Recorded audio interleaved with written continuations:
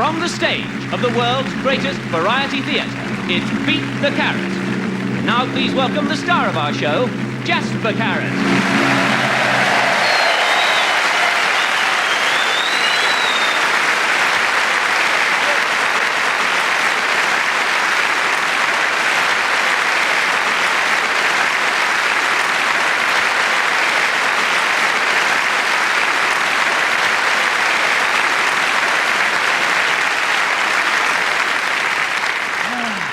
What a load of old cobblers, isn't it? Do you remember Sunday night at the London Palladium?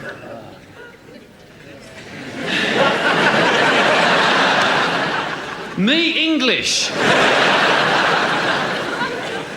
I think we tend to take television for granted these days. Do you ever feel that you think, it's television again? Do you ever feel that?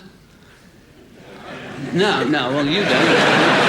At least you're honest. Well, we'll have him out. There he is, fifth row, second along, one with the curly head.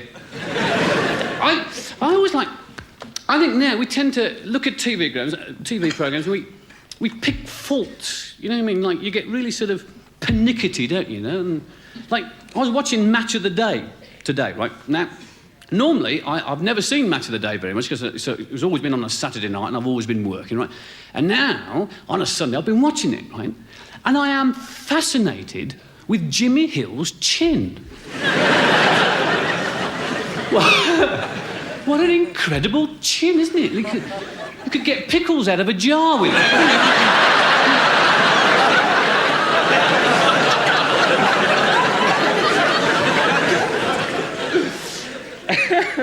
And I don't know, you watch adverts, right? And have you seen that advert with Ted Malt and the double glazing?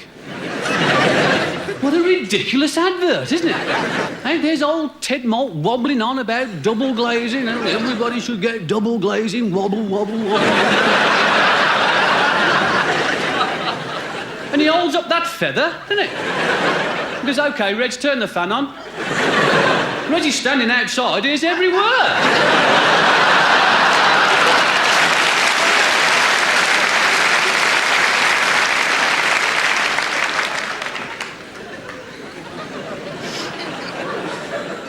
Then there's that dog with the bog roll round its head. They don't show the bloke with his trousers round his head.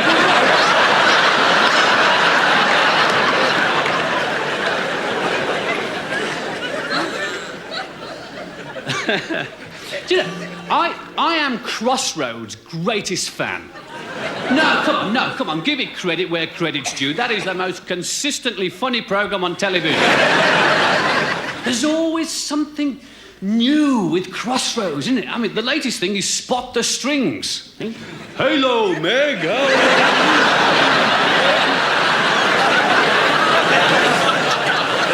Will the scenery last till the end of the programme? Don't shut the door! I'd love to write the script for Crossroads. I'd have Meg in a sauna parlour. With Albert Tatlock. You have to get the strings out for that, wouldn't it?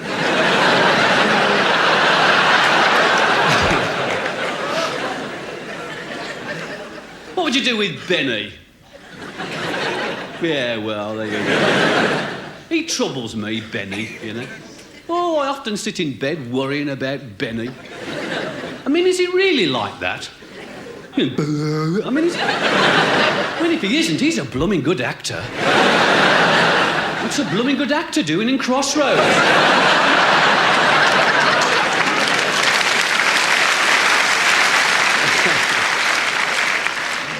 Then there's Blankety Blank. Hey, that's for the mindless, isn't it? I bet Benny watches that. Oh, here, the prisoner has been sitting alone in his cell for 6 months without female companionship and decides to have a blank.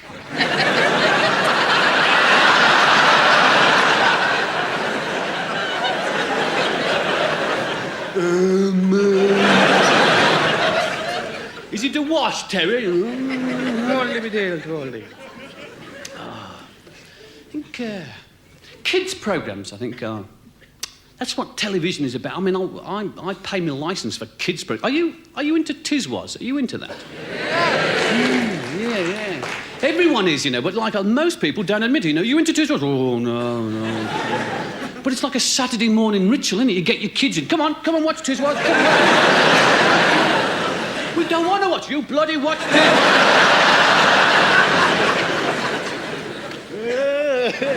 All that subtlety.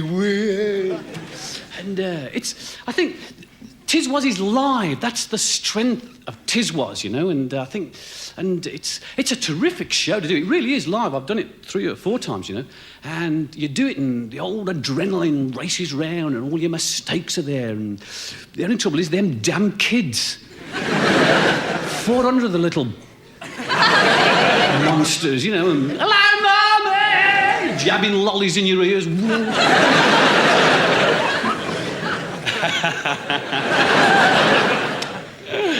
There we have a cartoon featuring Bugs Bunny and Donald Duck. See you in a bit. Right, you little bart.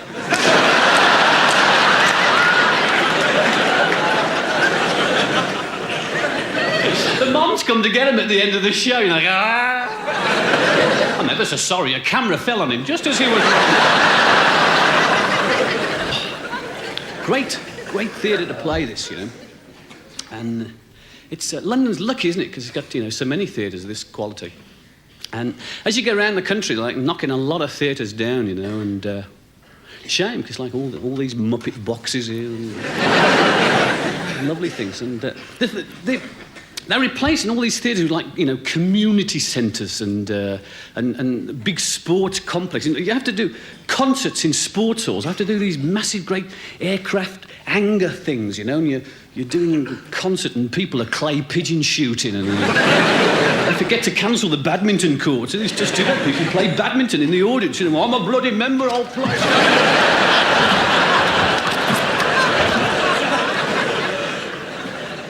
Weird, the places you have to play. And I once played Scunthorpe Baths. Impressed? Oh. Yeah, it's strange how you get to venues, isn't it? Because I'll always remember Scunthorpe Baths because it was a while ago. I'll explain, because it's a bit embarrassing, but bear with me. A lot of people are surprised when I tell them that a while ago I actually had a hit single. And it was a thing, so you've forgotten, and Funky Moped was the actual A-side of this single, which is an abysmal song. But it actually sold on the B-side, right? And this was a thing called Magic Roundabout, which was... You've heard of that? No.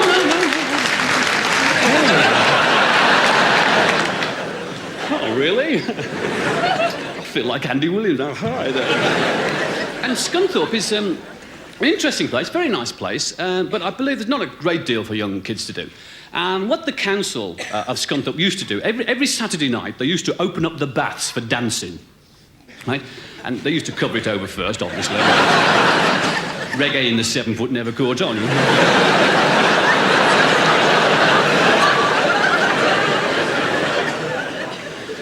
And they used to... They used to book these groups like Kenny and Slick and the Bay City Rollers, all that heavy stuff, And they're obviously running out of groups and they're looking for new ones to book in. So they must have been reading Melody Maker or something, and they're looking down the chart lists in there, and they see Funky Moped, Jasper Carrot. So they phoned this manager of mine up and they said, do Jasper Carrot want to play Scunthorpe Baths? The manager's not daft. He said, they might. How much? He said, well, we don't pay any more than 300 quid. So he phoned me. He said, hey, Carrot, do you want to play Scunthorpe Baths for 300 quid? I'll drink Scunthorpe Baths.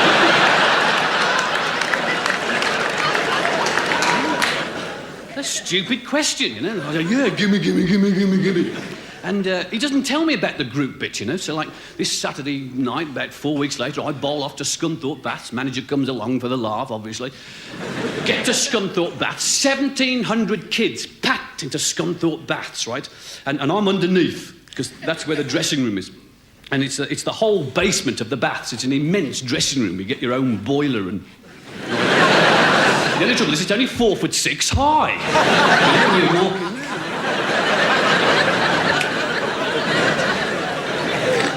And the manager of the baths is 6'6", you know? I mean, he comes down, he's like a diseased John Cleese. He's like...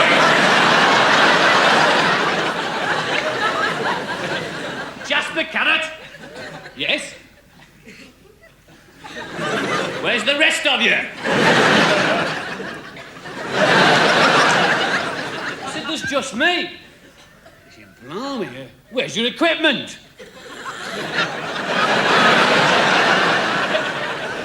And he stood up. The blood was everywhere. I was really concerned. Are you all right? Have you got me money?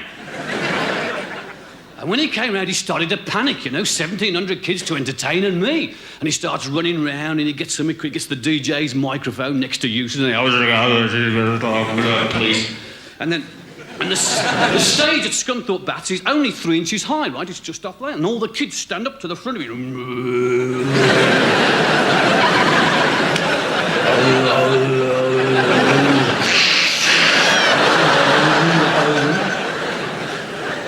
The manager of the Baths is panicking. He says, boys and girls, Jasper Carrot, Zunk, he's off. I bound out to this apathy, you know. And I started to panic, and I've got to entertain 1,700 kids for 45 minutes for 300 quid.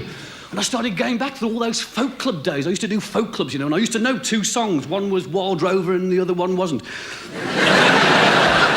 Gypsy Rover, that was it, Gypsy Rover, and I was doing Wild Rover and Gypsy Rover and have a wild gypsy up your rover, and I was going down like Bobby Crush on an oil rig. You know? And then I remembered I knew Have a Nagila, you know, because that's terrific. They can clap in that when it goes on for a bit, you know.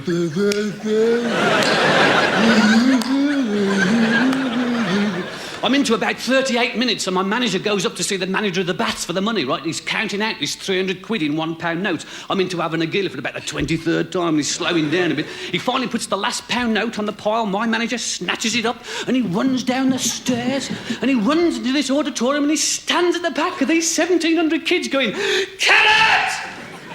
Carrot! I've got the bleeding money! That's all it goes. I say again, good night. They go, good night.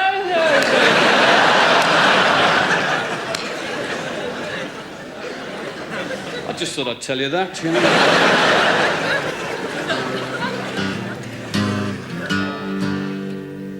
This is for Beryl as well, whose birth date is this year. The delivery of the song has had no influence or forbearing from Jake Thackeray whatsoever.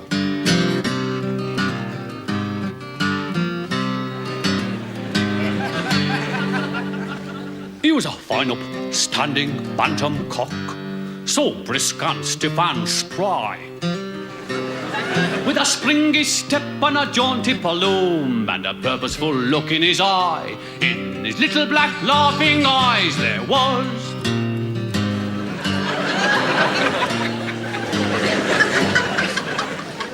I took him to the coop and introduced him to me 17 wild-eyed hens. He had tooped and he tooped as a hero toops. He bowed to them all and then he upped and he tooped them all again.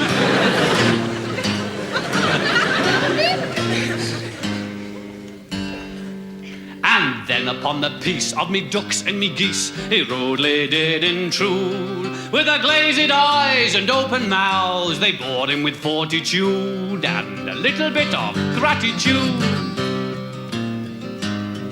He jumped me giggling guinea fowl, he thrust his attentions upon me 20 hysterical turkeys and a visiting migrant swan. The bantam thundered on. He ravaged me fantail pigeons and me lily white columbine. And as I was locking up me budgerigard, he jumped me parrot from behind. Who was sitting on me shoulder at the time.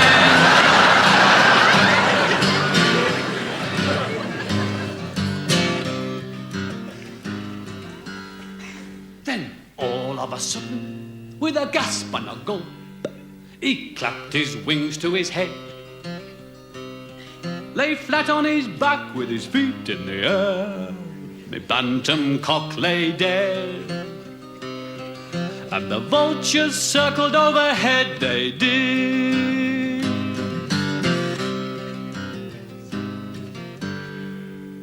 What a noble brute, what a champion cock, what a way to live and to die. I was digging him a grave to save his bones from the hungry buzzards in the sky, when the bantam opened up a sly little eye.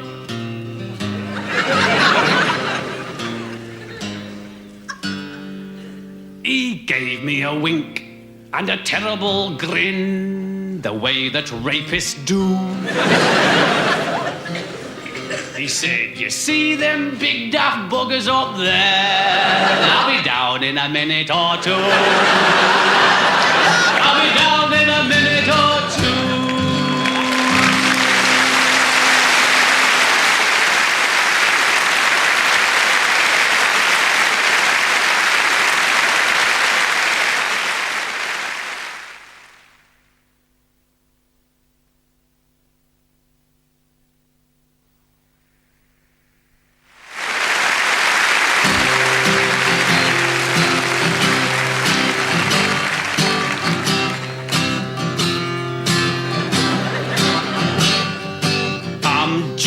Wild about acne.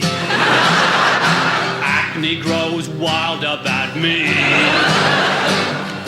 I'm just covered in gurgling zits. As far as the eye can see, they call me Mellow Yellow.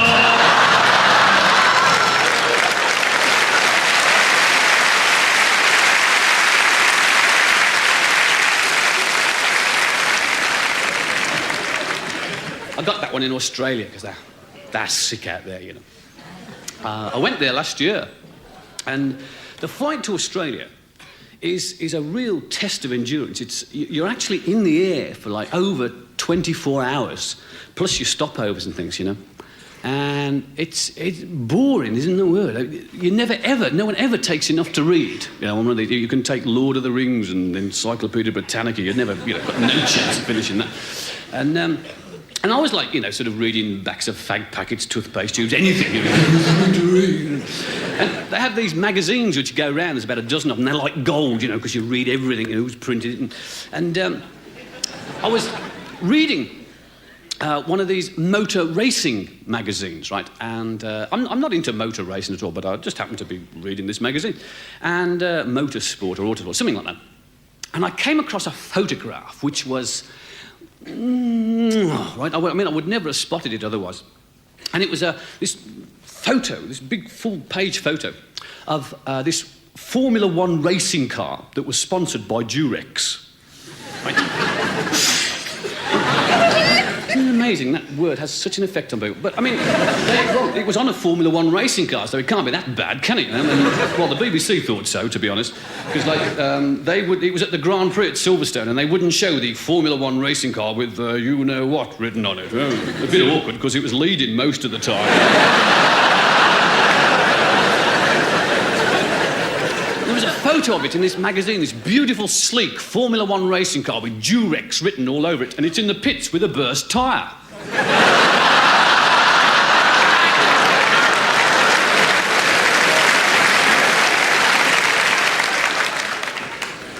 The thing is, when I got to Australia, you see, I had this photo, and I thought, whoa. So I started showing all the Aussies this photo. Hey, look at that, hey. Not a titter, not a glimmer of a giggle, a total sense of humour failure. And I thought, blimey, I'm going to have my work cut out here, you know what I mean? But what you don't realise is, and this is a statement of fact, right, and this is perfectly true, is that Durex is on sale in Australia, but it is, in fact, the brand name of the best-selling sticky tape. Yeah, we have sellotape, they have Durex. Very confusing when you don't know.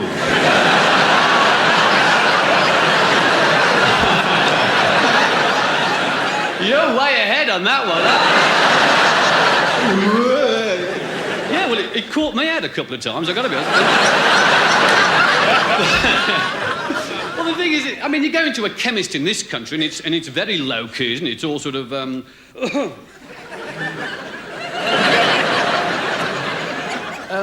serve the lady first.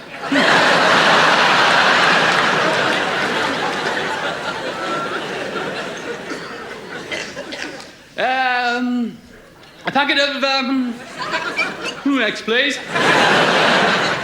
You are. A bottle of Lucasade. But you're in these shops in Australia, big Aussies that come in. Here, good day, yeah, packet of Durex there. They're a giant size.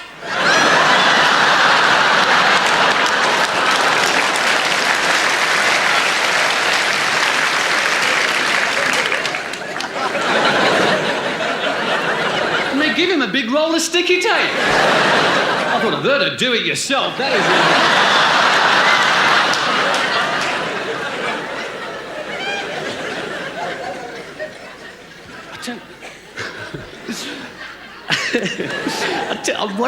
I must do this while I'm in London. I'm going to go to Earl's Court for a couple of days. Because I don't know whether you know, but like Earl's Court is where all the Australians live while they're over here. And I'm going to go to a stationer's in Earl's Court for a couple of days because, like, the reverse must happen, mustn't it? I mean, some fresh-faced Aussie's going to come in, he ain't going to know, is he? You know, roll the Durex!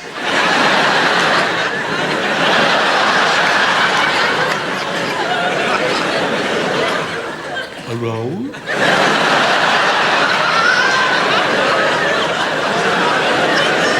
I'd love to see his Christmas presents, they must be amazing.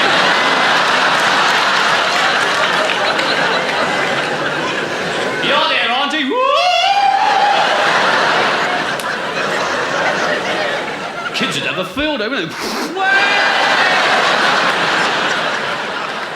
Come on, Grandma! No!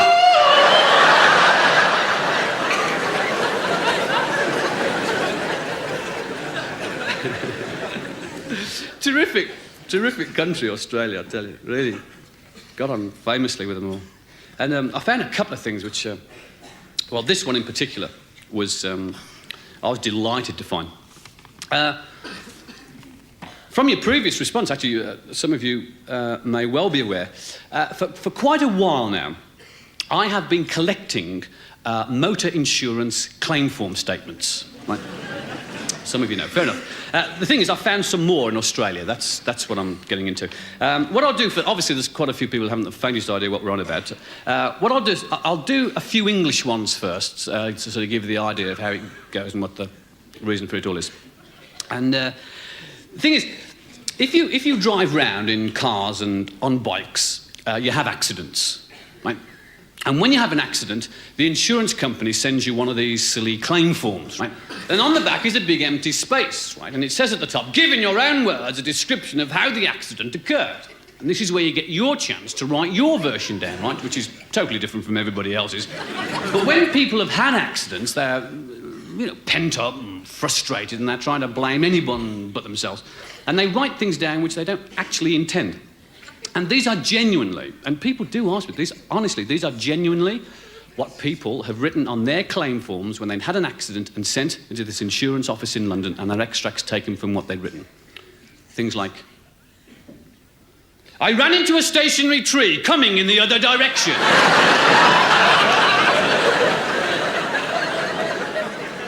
The accident was caused by me waving to the man I hit last week.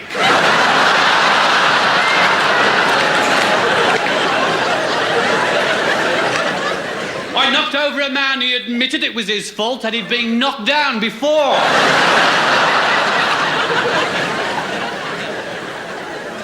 Now, I have literally dozens and dozens of those, hundreds of them almost.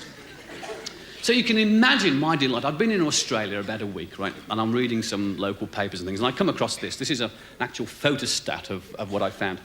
And much to my delight, they have exactly the same system in Australia as we do. And they write more or less the same sort of things that we do, right? Only much better. These are Australian motor insurance claim form statements. The pedestrian had no idea which direction to run, so I ran over him.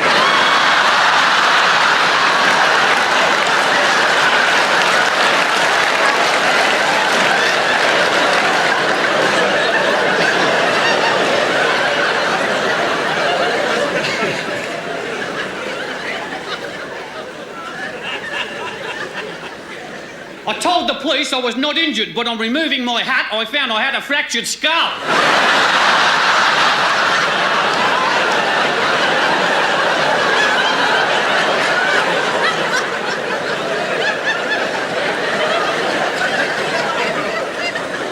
The bloke was all over the road. I had to swerve a number of times before I hit him.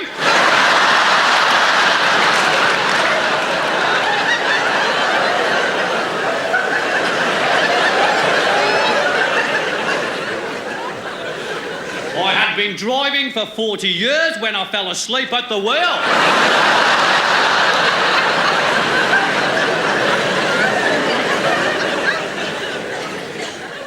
And this is my favourite of all time. I saw a slow-moving, sad-faced old gentleman as he bounced off the bonnet of my car.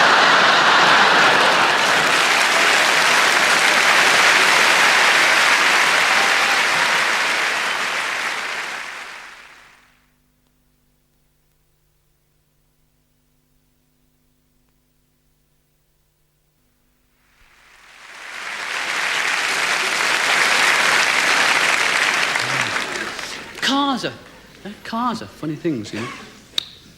And I have a mother-in-law, right? I have a mother-in-law. And I'm not going to do all the old mother-in-law jokes. You've heard them all anyway. And I have a terrific mother-in-law as well. Fabulous person. And I've just bought her a house in Iran.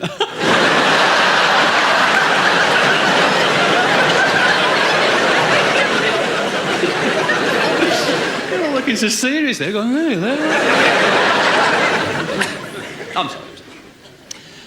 Actually, my mother-in-law has been driving since before the war, right? And she has still to pass a test. And this is a fact. She has some record of the tests taken in Warwickshire or something like that, you know. And friends and relatives have told me stories about her driving, and I've taken it all with a pinch of salt, you know. I've always thought, well, come on, you know. And then one day the missus said, are you coming for a drive with Mum? I said, what now? Yes. Yeah, sure. Yeah, of course. Yeah.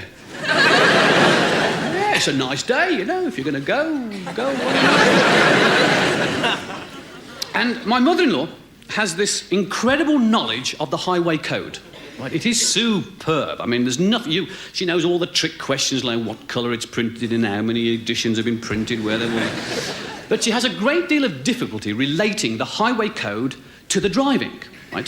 Yeah, I mean, for instance, it says, and I've got nothing against women drivers, really. I mean, they're just like any other normal psychopath. She has this difficulty with the driving and the highway code. And it says, you know, in the highway code, before pulling out, check your rearview mirror, right? So she checks the rearview mirror and she pulls out. It doesn't matter what's coming. Because it said to check your mirror, it's safe to pull out. That's how she figures it. The people coming behind have seen her check your rearview mirror and know she's pulling out. That's how she figures it, you see. There was a lorry coming. A 10-ton lorry.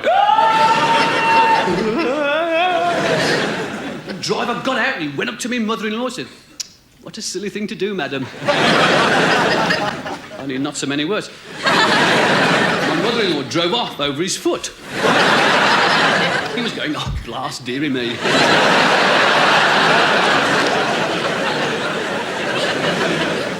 So I'm sitting in the back of the car and the mother-in-law pulls the choke out, sticks her handbag on it.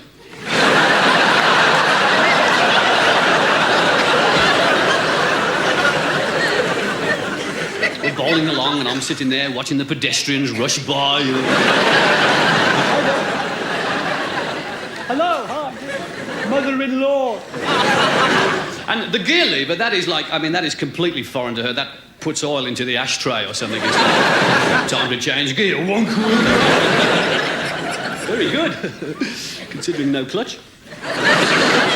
We're going up a hill, right? We're going up a hill. It's a very steep hill, right? A 4-in-1 hill, and we're doing 13 mile an hour in top.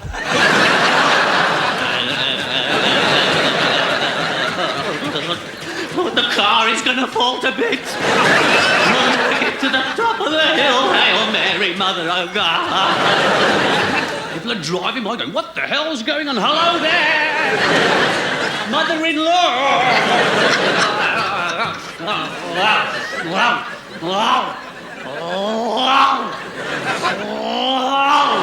We finally got to the top of this hill with about 2 inches to spare, and I thought, thank grief for that. And she slapped it into second and went 14 G-force on me face.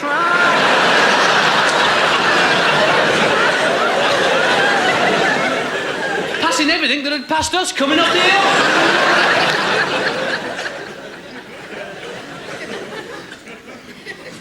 We're going along a straight piece of road. It is a perfectly straight piece of road, right? There is nothing ahead, there's nothing behind, nothing on the side. We are the only car on the road. And she hits the brake. I am nose job on the window screen. I said, what the hell are you doing then? She says, it's him, the road hog.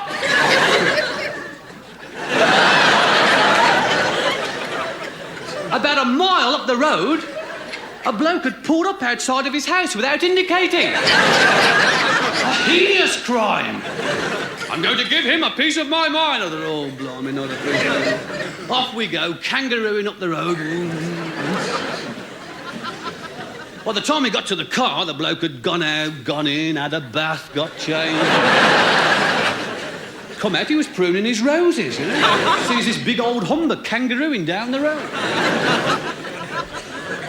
My mother-in-law, over here, young man. He trots out good as gold. And it's a big old Humber with those electric windows, you know. Bzzz, and the back window went down, right? Obviously, yeah. Fatal. Bzzz, the back window. Off we go down the road. My mother-in-law, it's people like you that stop me passing my test. He's going, what the hell's going on here? So it's the mother-in-law.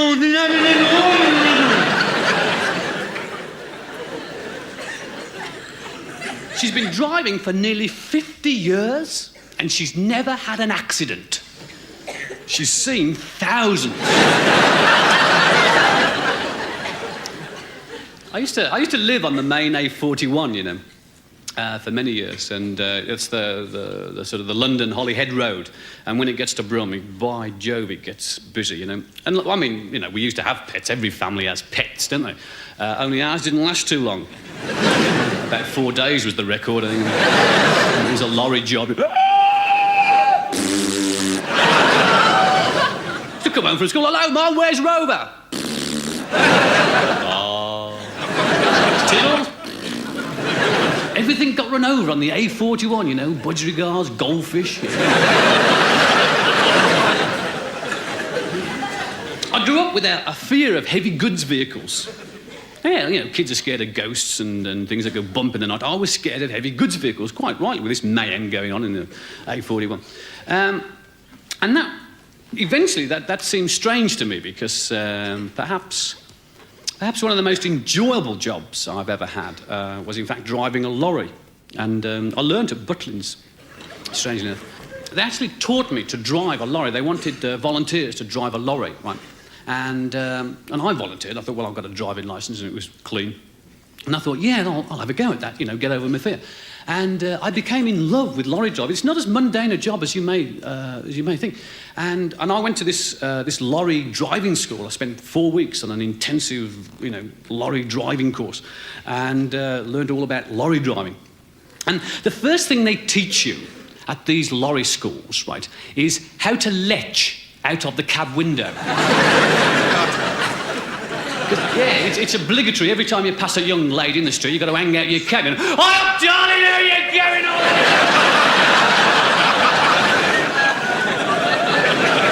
Fancy you, lovely, I'll show you things. All the women are the same, you know, yobbo. You drive past without doing anything. Blimey, then I'll get some stick. What's the matter with me, you homosexual?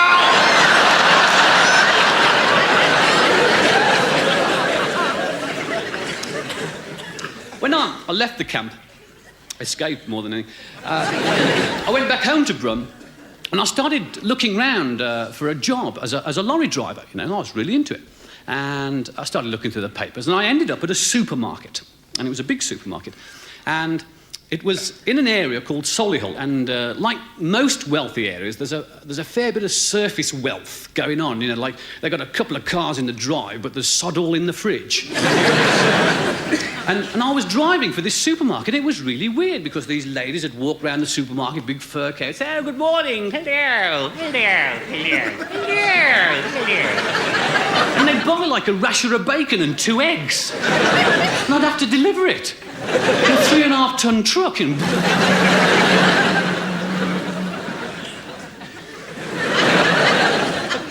Really strange. And while I was doing this job, right, I became aware of an affliction that I have that I was not aware of before I started, although I'd had suspicions.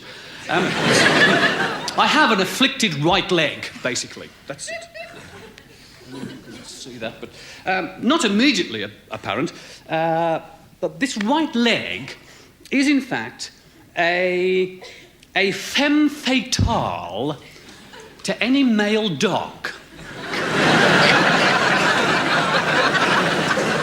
You know, this leg has been screwed by every dog in Solihull.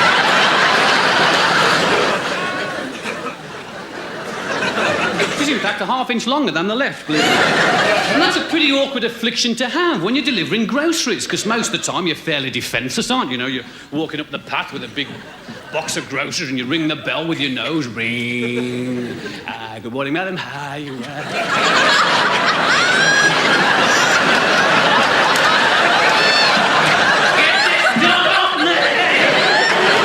It's all right, he won't be long.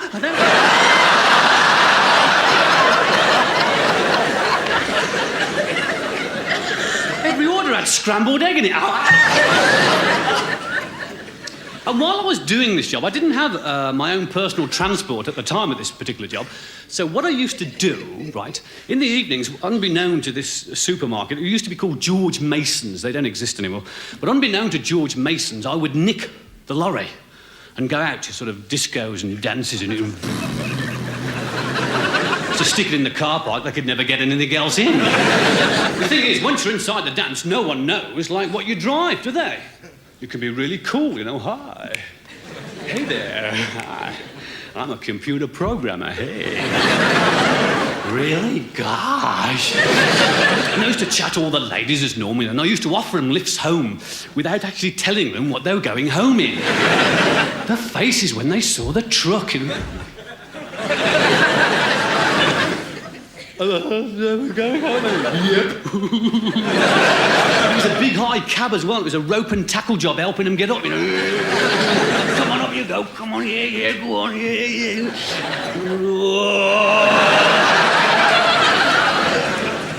But, you know, you could never get anywhere. You can't be swabbing a 3.5-tonner, can you? You used to drive them home and drop them off. See you again? Certainly not. Oh, good night. Good night.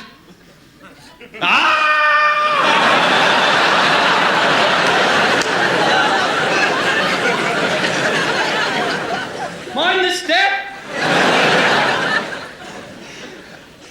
One night, I went to a really posh dance in Solihull. Terribly posh. You know, oh, hello. All the hoo-ha Henrys are there. Hello. All trying to grow chins, aren't they? Hello. My chin's bigger than yours. And I was looking a bit smooth this particular, and I'd got my white suit on. And a pair of dark glasses, which would have looked terrific, but I'd trodden on them earlier. So I stood at the side of the dance floor watching these 8,000 dancers. And I started talking to this very posh young lady. Her name was Davina Jacobson. Well, hi there, Davina. I'm a computer programmer. And we're doing all the old yab, you know. I said, have you got a lift home, Davina? She said, well, I don't really know, Jasper. Yes, I came with Malcolm. He's gone home with Henry. That's the way of the world. I said, well, don't worry, Dav. I've got some wheels. She said, oh, really, Jasper? Absolutely super. I thought her face when she sees this. Come on, Davina, we're going home already, yes. This is what we're going home in. Fabuloso! Eh? It's a lorry. I've never been in a lorry before. Is it yours, Jasper? Oh, yeah. Yeah, yippee! I'm going home in a lorry! And she was a horsey woman because she leapt straight into the cab.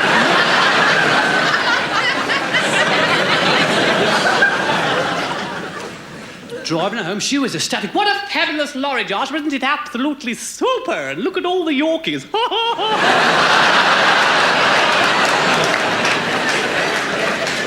Isn't it lumpety and bumpety? And look at all the bacon. I adore bacon. Oh, yeah, well, I thought, oh, blimey, what have I picked up here? So I thought, well, I've got no chance here. Dropped her off home. I said, see you again. She said, oh, yes. Call round tomorrow, Josh, but it's Sunday. We'll go for a spin in the truck. Yes, call round after dinner and bring all the bacon. I thought, well, anything's worth a try. You know, Sunday morning, had a bath, got the old bacon joint out.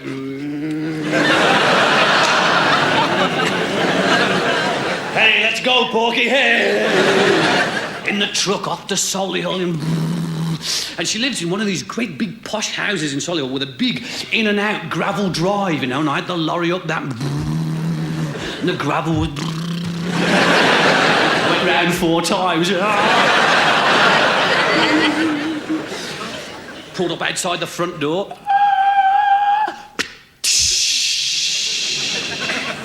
It's got these air brakes. I do that pretty well, don't I? I had to, they never damn well worked, you know. Every time you pulled up in the high street, there'd be a couple of coppers walking down, you had to go.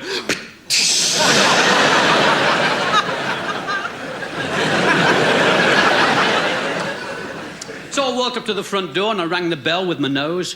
Ring. I could never get out of the damn habit with that, you know.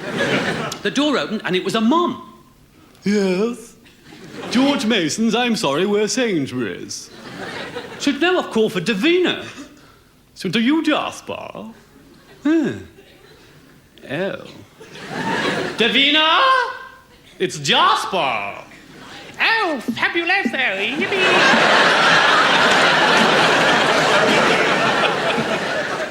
Mum, it's Jasper. He's got a super big lorry. Isn't he absolutely wonderful?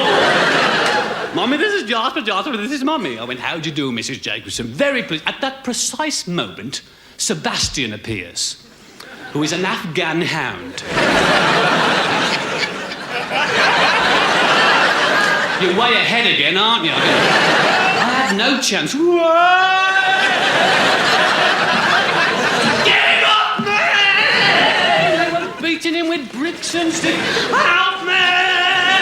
Kick his balls! The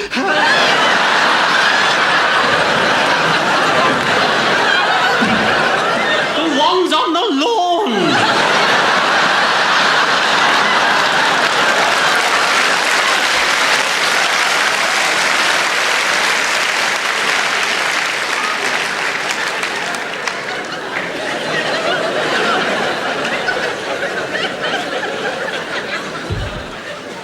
Anyone can make a mistake. There were tears in my eyes, let alone his. After about 20 minutes, they managed to drag him off. Then I was led into the lounge and I had to meet a dad, and he wasn't too impressed. Oh, hey, you look a mess. I've just been raped by your Afghan. I had to meet her auntie and her gran and her uncle and her sister and their whole friends. The whole room was full of hello. Everybody's wondering where the smell of the bacon's coming from. I bet they're Jewish. I thought, I'll bet they're Jewish. After about an hour, the old cucumber sandwiches come out and the cups of tea and everybody's yab. Hello. Then Sebastian appears. Luckily, he's too knackered to do anything. So what does he do? He sits down in the middle of the room in full view of everybody, starts licking his bum. Oh, no. Isn't that embarrassing? What can you say, you know? Wish I could do that.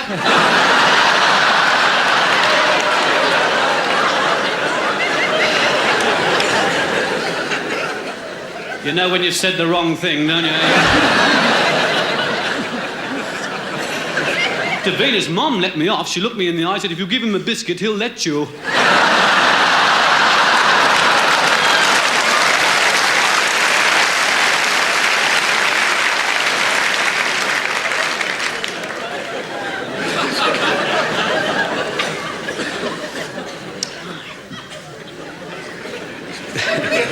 We got on real well after that, me and Mrs. Jacobson. What is strange about all that, you know, is that you'd think people learn lessons. A while ago, we moved house, right? And we moved out into the country, and it's somewhat remote. And I thought, I'll buy a dog. You know, a guard dog, a watchdog. Good idea, huh? So I bought a Labrador, like, called Biffa, who is mental. I bought a mental Labrador. This geezer who sells bent dogs, you know, conversations with hare lips and going,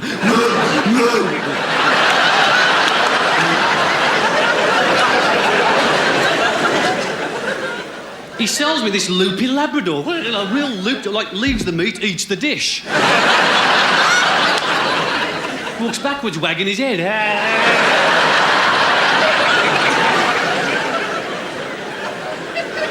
Totally useless watchdog, scared of his own shadow, stupid animal, you know, like, I've tried to train him, people have called to the house, I've leapt out on all fours and bit him. He just sits there, any more dishes? Stupid animal. I thought we had it cracked one night. One night it was really, really quiet, really dark, and he was out in the hall, and suddenly he went bonkers. Went out into the hall and he's up against the door looking down the garden. And all his fangs were showing and dribbling and his hackles were up. It scared me to death. Oh, please let it be a burglar, please let it be a burglar. Went and got a torch, opened the door. Go on, Biffa, kill, maim, disfigure. And he started padding very slowly down the garden. And he came face to face with the lawnmower in the middle.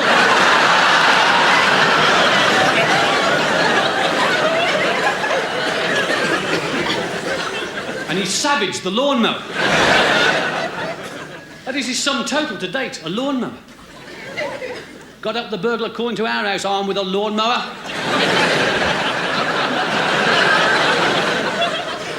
And he keeps running away, It's his home, we feed him, we don't beat him often. He keeps running away. Fatal. I put the phone number round on his collar. Fatal, the worst thing I could ever do. Morning, noon and night, they're phoning now, aren't they? Hello, do you own a Labrador? Yes, well, he's at the bottom of my garden attacking that bloody lawnmower.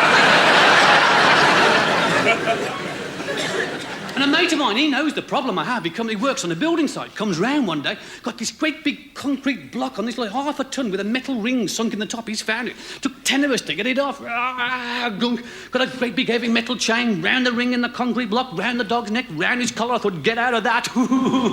Took him an hour. Got a phone call from the local police. I mean, they know him of old. Hello, Carrot. It's a Labrador again, eh? Guess what he's doing now? Well, he's running down the A41, towing a bloody great lump of concrete.